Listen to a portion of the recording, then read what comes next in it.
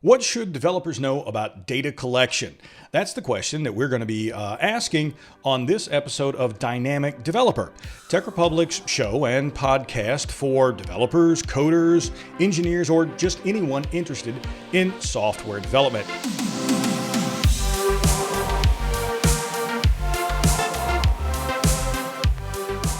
I'm your host, Bill Detweiler, and this week I'm joined by Joshua Kale, the Director of Public Relations at the LA-based PR firm PPLA. Josh, thanks for joining us. Thanks for having me, Bill.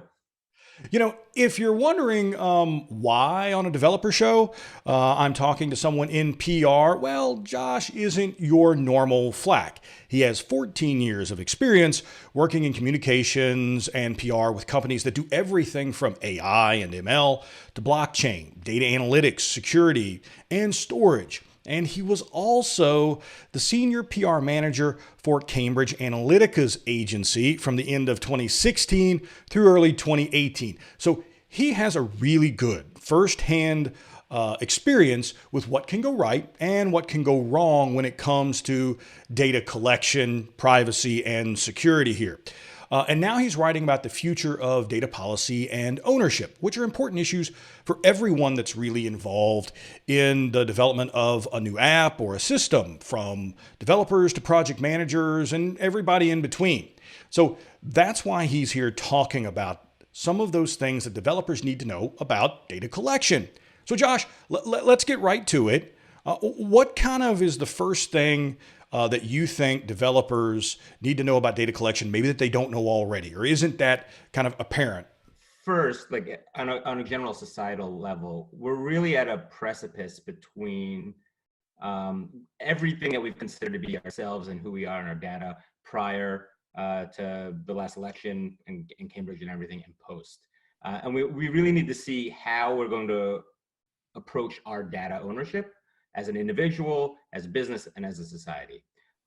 So one of the foundational parts of this is how we approach it from the development level, because it's such a tightly interwound tech issue. One thing that we really need to start looking at it differently is the separation between data ownership and data privacy and data security.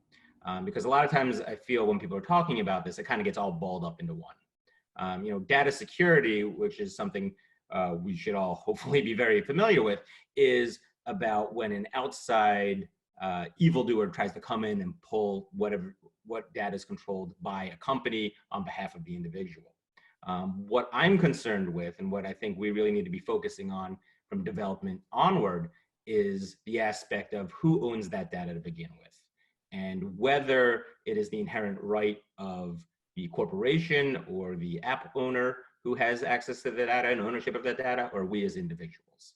And by looking at it with that constructive viewpoint, as far as where that lies, I think we can breathe out from that a bit more. My perspective is that the data is owned by the individual, and the assumption that companies or organizations have inherent ownership of it the moment they collect it is the wrong direction we should be going in. What about I know something you and I have talked about is being proactive when it comes to data ownership and the development process and security. Talk a little bit about that. When you're talking about proactive uh, behavior around data collection and data ownership from the developer level, it's really being in the mindset of whatever you're developing, whether it's an app, a program, a platform, whatever, really being mindful of where the information that comes in is coming from, what's retained by it, what's kept, and how it's being used. Now, a lot of that is going to be influenced by policies like GDPR, the California Privacy Act, that has legal mandates as far as how it can go. But there's still such a wide open field in terms of interpretation, likelihood of being caught from it, and the risk reward emphasis on taking that data or not. We really need to kind of look at it at that fundamental level. How is this behavior being approached the moment it comes in and where it's coming from? Can it be forgotten easily? Can it be disregarded? And should you be pulling in all the information that you are, even though you're capable of it? So being proactive in that, and I understand as a developer, you don't have full control over what you're developing, right? Unless you're doing it for yourself, you have people that are hired to do it. If you're independent, you have a hierarchy of people at work that are telling you what to do from the top down. But there are ways of just kind of thinking about that so that you can either voice those issues early on and start that conversation, or avoid potential ethical dilemmas or legal dilemmas proactively in that development where it allows for. And who are some of the key people in that process? Right. You mentioned, developers can sometimes feel like the cog in a big machine, right? They're just one part of the process. The project managers or the product owners might dictate, hey, here's what we want this product to do. Here's what we want. Here's the features we want it to have. Here's how we want it to look. Here's the data we want it to collect. Who are the important people in that process? Or is there one person that's really more important than the others in that process to help developers sort of, have a bigger role, right? Or to guide that process in a way that doesn't get companies into legal, ethical trouble when it comes to data privacy? It obviously depends on the organization and the scenario you're at. One, you as a developer, being that mind, being that voice is crucial, right? Because of all of them, you're the one who has the power to speak up or put something to note or put a suggestion in. From there, going up, right? I think that's where we're seeing, that role of the CDO kind of coming into a more understood level, right? Because ideally the CDO has one foot in development, one foot in marketing, and understands the nuances of each, right? Traditionally, you have the developers and you have the data scientist side of things, and you have the marketing side of things, and they often butt heads. And as someone who's worked in between those two forces, it's not always the most copacetic of relationships. So having someone in place that understands the technical challenges ahead of it, but also understands the application and the potential use for it can help going there. So if you have a CDO in place that understands these nuances, that can work with obviously the legal team, but understands where things are going from a societal perspective, it will help get those foundational data ownership policies into place and thoughts into place. The other thing is, like, I think if you look at data security or general cybersecurity and what's happened there, it's a good fortune teller for where things could potentially go with data ownership, right? Because the developer, while certainly puts some mindfulness into data security, it's not their sole function.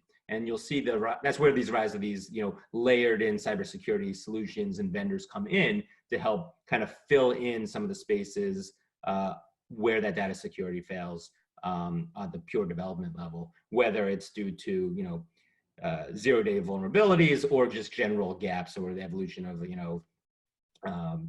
multiple sign-in security options and things along those lines. So, part of that, and that goes back to the developer being mindful of what these options are and what these potential issues are at this point. The more that you put into it now, again, at this point, it's really more discussion and kind of getting the mentality changed and hard action development changes in terms of data collection. But the more that you get that going now, over time, hopefully we'll move in a direction different from where we did with cybersecurity, where we have these outside vendors and then security becomes a separate independent thought that gets put into it rather than a holistic view of here's what I'm creating, here are the challenges we have on it, here are the solutions that we can go in to actually help the end user at every level of their concern. And you brought up the CDO, that chief data officer, someone who actually has not just an overview of the entire process and isn't just working with everyone across the board from legal, development, product, everything, but also has the authority to make decisions and can be the sort of the arbiter there. What about sort of the business pressures that are put on sort of individual developers, and how do we address that? And this is where the reality things come in, right? Because an idealist can go in and say, change everything, make sure that all the blocks are in place, screw who's hiring you, do what needs to be done, and carpe diem. But that's just how you become an unemployed developer rather than a successful one. So again, part of it is raising the voice where appropriate, where you feel comfortable to.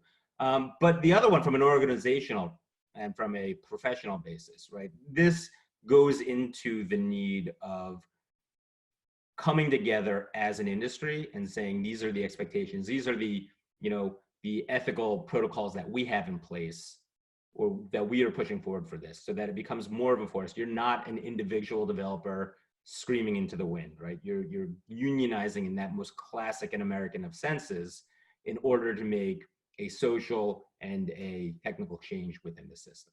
And this is something I believe is going to be needed. Again, it's not all on the shoulders of the developer, right? In order for this to actually have meaningful change, and it has to go at the technical level, but it has to go on the greater societal level and how we, as individuals, approach our own data and how we value our own data. And it can start with the developer, because on the greater issue, I think we've seen this many times over, individuals are less concerned with their data security or data ownership than they should be, for a multitude of reasons. And so having it kind of built in and getting them in that perspective will also help with it. But if you come together as an industry, and as we come together as multiple industries all along the way, different cogs in that ultimate machine of whatever these is being developed, that's where the change can happen over time. But the important thing now is to start that momentum so that the opposite doesn't happen. Because without the voices coming forward, without the consolidation of ideas and the pushing and pressure for change in how we approach data ownership and data collection, and ultimately analytics, starts with that voice, starts that momentum to move it forward. And you mentioned something about the public, right? And that they often seem to be less concerned with their data and the security and privacy around their data until they read a big news story or until something happens to them specifically. Then maybe some of the folks, inside the development process. And so how important though is it, because I'm like you, I see the same trend. But sometimes I think it's because people just don't understand or they don't know what is actually either being collected or how that data is being used. So how important is transparency when it comes to, we've all seen the multi-page 1,000-word EULAs that no one ever reads. I mean, I've been in IT for 20 plus years. I've been in tech media for 20 years. So I don't read the end user license agreements, right? I don't read all the terms of service. You assume, being a little paranoid, I assume everything is collected, right? But how important is it to be transparent throughout the process, and especially sort of at the end with an app that you're building as a developer or just in general? Transparency is key, whether it's heard or not, right? Because the moment you shut that down, right? The user agreements are terrible because you have the legal aspect of it, and it boggles things because everyone wants to cover all of their bases. You're never going to read it. But imagine if that was taken entirely away and you had no visibility into it, right? So that option was totally gone. When it comes to the data ownership on a wider scale, right? The reason that I believe most people don't care as much as they should is because there are no pain points, right? When my data is being used for targeted advertising or for marketing towards me, right? I get annoyed maybe if an ad pops up too much on my feed, but I don't feel like I had anything taken from me, even though I absolutely did.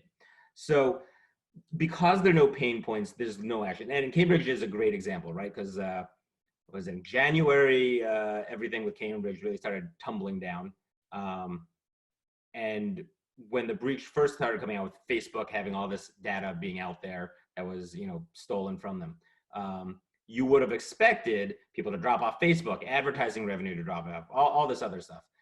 What the reality was, you had people posting on Facebook, "Attention Facebook, I don't give you permission to use my data," which means nothing. And you had no drop off on Facebook of any measurable moment, and ad revenue went up, right? So there's no pain point there. There's no facilitator for change. When the only place I can see as an example, and this is on the data security side of things, when Ashley Madison got hacked, right? And all those people that were on Ashley Madison became public, and you could look them up on an easy to find directory. That was a 100% a pain point for anyone on those directories. And while their behavior that led them to Ashley Madison to begin with probably didn't change, their behavior and how they looked at their data and accessibility online 100% changed, because they felt an immediate response to their data being a place where they didn't have control over. So that's the key of it. Transparency comes into play here because twofold. One, as long as we still have the option to look through that window, as long as we can see where it's being used for by companies, even if we don't feel a pain point, even if we don't care that much, it increases that awareness. As all this other stuff comes in, right, that helps kind of elevate that value and elevate that importance, then the transparency that was already established, that we have policies for and expectations for now, becomes exponentially more important. Because then when our consciousness in terms of the crucial aspect of this issue comes into place, that transparency is already in place and we can see where it's going and we can make the necessary changes when it's facilitated. We know, Josh, those definitely important points and definitely gives us a lot of food for thought. Thank you for being here. Thank you for talking about it with us. And, you can listen to more episodes of Tech Republic's Dynamic Developer on your favorite podcast platform, or watch videos of each episode, or read a transcript on Tech Republic.